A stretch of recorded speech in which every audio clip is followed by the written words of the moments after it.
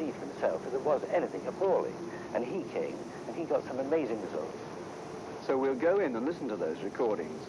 And a warning, do not adjust your television picture. Now, my tape recorder is down by the tomb. What family is this? This is the tomb of the Wargrave family, who were associated with the area for many years. And there's a possibility that one of this family is the origin of the figure who's been described as a ghost nun. How can a Wargrave be a nun? Well, the figure has been described as having a veiled headdress, and it's not certain that she's a nun. Also, this tomb has been the scene of a number of inexplicable incidents. People have heard the sound of earth falling, of raps and taps, and even are some reports of some of the pillars moving. I'm not too happy about that. Well, maybe this is what we have on this tape. And I'll play it to you now, and we'll see if Tim Hollingworth got anything like you were talking about.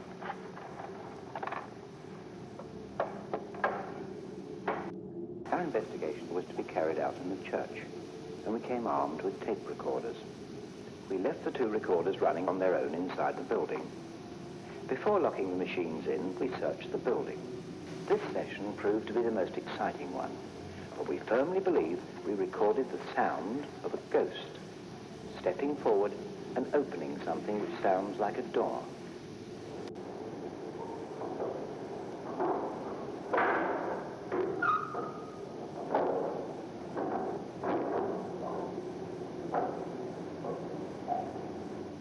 First, we thought we'd recorded the sound of the chancel door being opened, so we investigated this possibility.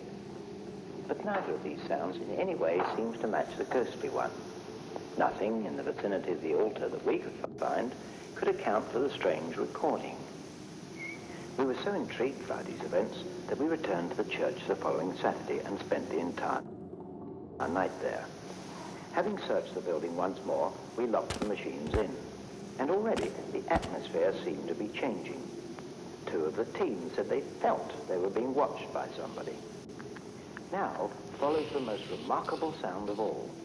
For quite clearly, the center microphone picked up what obviously is a human sigh.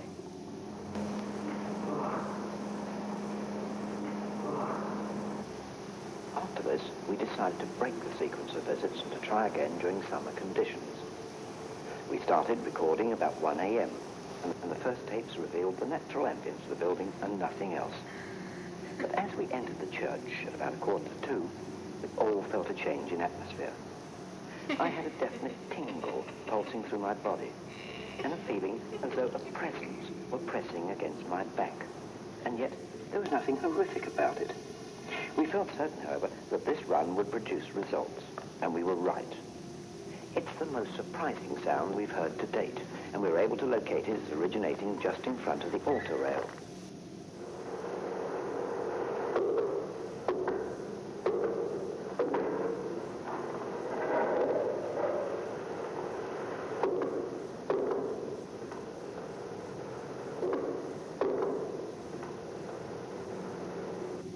If there is anybody in this church who is trying to communicate with us, we'd be grateful if he would try and do something tonight.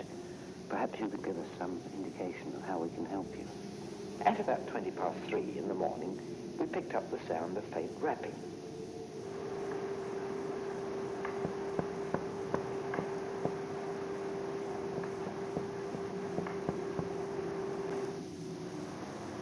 The team made another random visit at the end of August. A watch was kept throughout the night on the chancel door, and this proved worthwhile. For in the small hours, a glow was observed around the door, as though a phosphorescent aura were emanating. On this occasion, the church produced yet another sound. This ended with a rather more frightening sigh.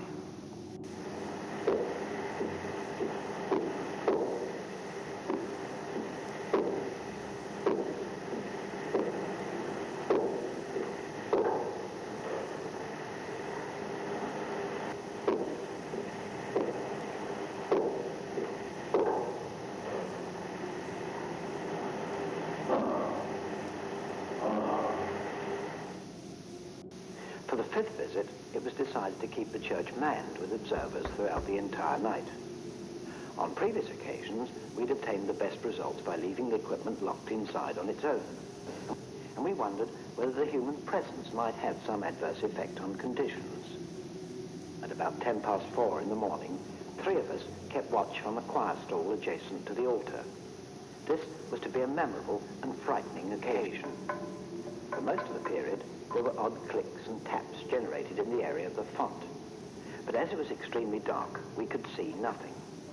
Then, we began to see tiny points of light hovering on the curtain behind the font and on one of the pews about a quarter of the way down the church. At first, we thought we couldn't believe our own eyes, and each one of us thought we were suffering from fatigue, until we broke the silence to speak about it. I think I must be getting tired and I keep seeing things. Which area are you watching, Peter, with the curtain light? In the pews, the basket of pews. Yes, that's what I'm seeing. That's why the Lights up at all as well. And it flashes on and off. A good story, isn't it? Yes, I saw one just then too. The main one is up in the curtain. Hey? On the right-hand side, right in the curtain. Very curious, isn't it? Yeah. Yes, there's one on the pew again, then. Yeah. Well, you're not seeing things, Peter. The 3 of us can see them, so it obviously exists, whatever it is. It's a strange phenomenon. Long street. It's stripped this time, isn't it? Now, that was fantastic. We've no idea what that was. It certainly made all of us jump, as though some object had been thrown down. It's curious that that seemed to have been tied up, but you're getting colder and colder. It's like a build-up of power. After a while, we realized the lights were coming closer to us. But although we stuck our ground, there were no further audible disturbances in the church, and the lights eventually vanished. As to what they mean, it's anybody's guess. But whatever they are physical. The microphones prove that. Would you say that, well, as an expert, that these are things that are happening outside that people are observing, or that they're things that they are projections in their own minds and think they're seeing? Well, there I really go back to this atmospheric photograph theory. See, we don't know really, but it may be that all our thoughts, all our actions may be recorded on some sort of eternal tape. And under certain conditions, maybe climatic conditions, maybe in the presence of certain people, occasionally they reappear. We just don't know. I don't honestly think that the figures that are seen represent an afterlife. I think it's much more likely that it's some kind of echo of the previous life.